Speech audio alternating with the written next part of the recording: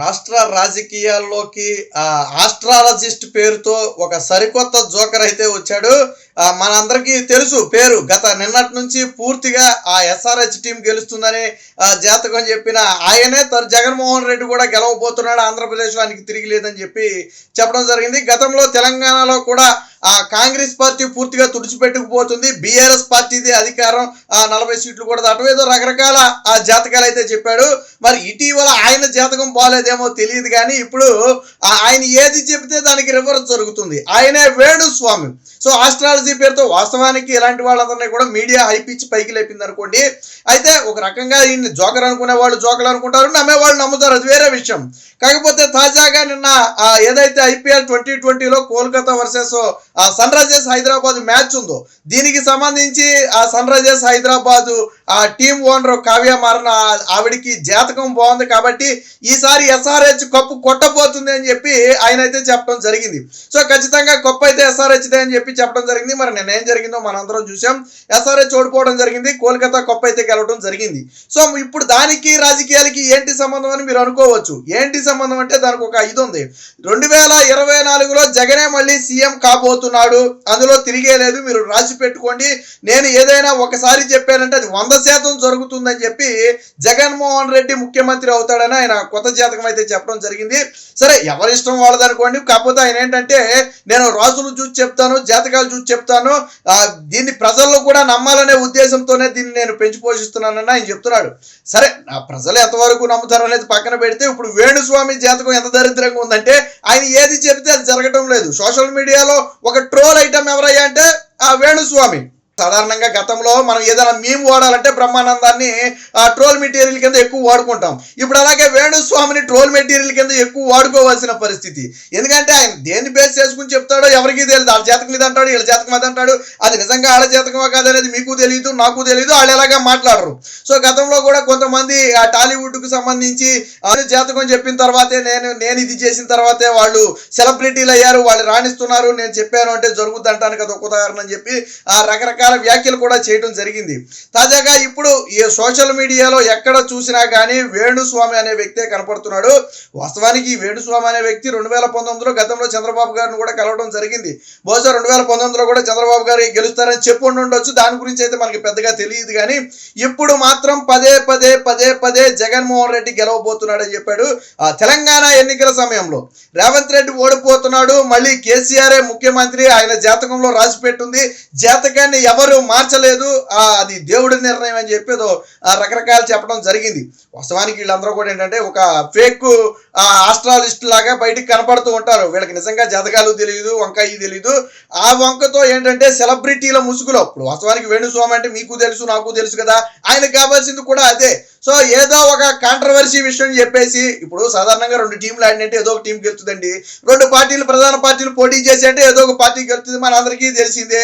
So నోటుకు వచ్చింది చెప్తారు, ఒకవేళ జరిగింది అనుకో ఎస్ నేను చెప్పిందే జరిగింది అంటారు, జరగలేదనుకో ఇలా ట్రోల్ అయిపోయి ప్రజల్లో నిలబడతారు. వాళ్ళకి కావాల్సింది ఏంటి, అటు జరిగినా జరగకపోయినా ప్రజల నోట్లో నానాలా, మీడియా హైప్ని క్రియేట్ చేయించుకోవాలా, అటెన్షన్ క్రియేట్ చేయించుకోవాలా, ప్రజలందరికీ తానెవరో తెలియాలా.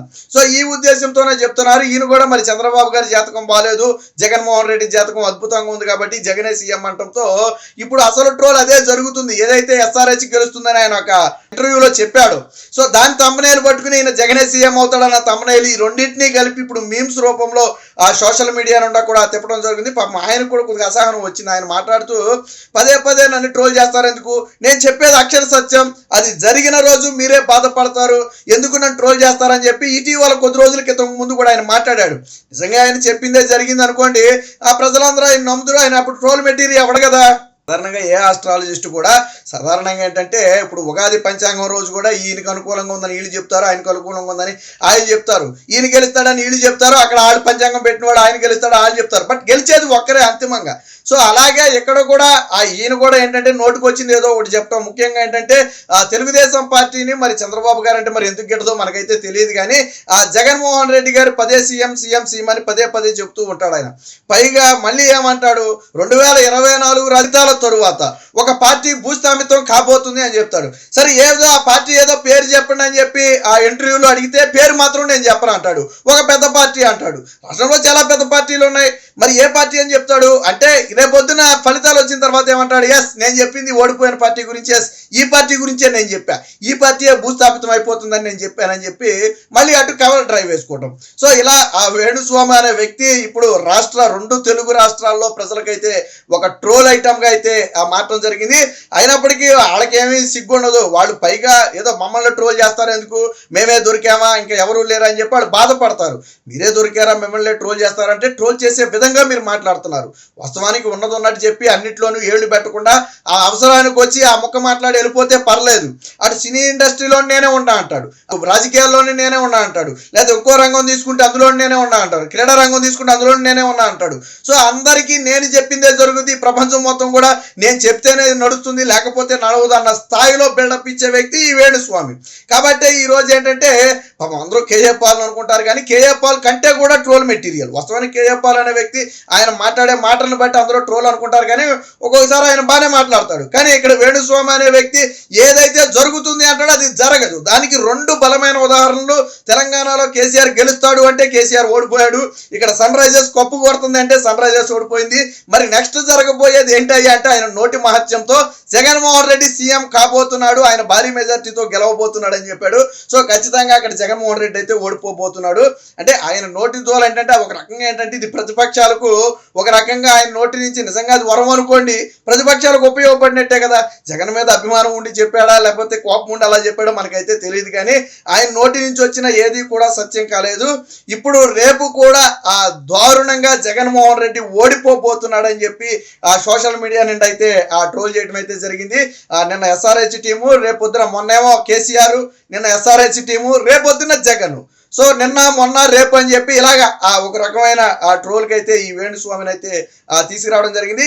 ఇలా ఎన్నిసార్లు ట్రోల్ చేసినప్పటికీ, ఎన్నిసార్లు విమర్శలు చేసినప్పటికీ కూడా పోనీ అయిపోయిన దానిలో సార్ మీరు అలా చెప్పారు మరి జరగలేదుగా అంటే మళ్ళీ దానికి ఏదో వంకలు చెప్తాడు. అంటే అప్పుడు అది అలా జరుగుండొచ్చు, ఇది ఇలా జరుగుండొచ్చు, గ్రహాల స్థితి మారిపోయి ఉండొచ్చు, లేకపోతే రాసుల స్థితి మారిపోయి ఉండొచ్చు అని రకరకాలు చెప్తాడు. మరి అవన్నీ చూసే కదా నువ్వు జాతకం చెప్పాలా, అవన్నీ చూసే కదా ఏం జరుగుద్ది అనేది చెప్పాలి.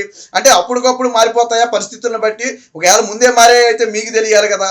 కాబట్టి ఇదంతా కూడా ఏంటంటే ప్రజలను ఏదో కాసేపు మభ్య పెట్టడానికి, నిజంగా అలాంటి వాళ్ళని నమ్మి ఎవరైనా క్రికెట్ లాంటి వాటిలో కానీ రాజకీయాల్లో కానీ బెట్టింగ్లు వేసారనుకోండి ఎంతో దారుణంగా మోసపోతారు, ఆ జీవితాలు రోడ్డును పడిపోతాయి, కుటుంబాలు మొత్తం కూడా రోడ్డును పడిపోయే పరిస్థితి వస్తుంది. కాబట్టి ఇలాంటి ఫేక్ గాళ్ళను ఎక్కడా కూడా నమ్మొద్దు. ఆడ మాటలు పట్టుకుని ఏదో గెలిచేస్తుందని చెప్పి మీరు ఏదైనా బెట్టింగ్లు దిగినా లేదా ఇంకోటి చేసినా కానీ ఆ దారుణంగా నష్టపోయే ప్రమాదం ఉంది. ఇలాంటి ఏదైతే ట్రోలర్స్ ఉన్నారో, ఇలాంటి జోకర్స్ ఉన్నారో, ఇలాంటి వాళ్ళు రాజకీయాల్లో వస్తుంటారు పోతుంటారు అనుకోండి. కాకపోతే ఇప్పుడు ఎందుకు మాట్లాడుకోవాల్సి వచ్చిందంటే ఇటీవల కాలంలోనే సోషల్ మీడియాలో కానివ్వండి, మీడియాలో కానివ్వండి అత్యంత ట్రోల్ అయిన వ్యక్తుల్లో మొదటి స్థానంలో ఉన్నాడు. కాబట్టి ఇప్పుడు మనం ఈయన గురించి అయితే మాట్లాడుకోవడం జరిగింది. మరి ఈయన చెప్పింది మన ఆంధ్రప్రదేశ్ విషయంలో జరుగుతుందా లేదా అనేది తెలియాలంటే మాత్రం జూన్ 4 వరకు వెయిట్ చేయాలి.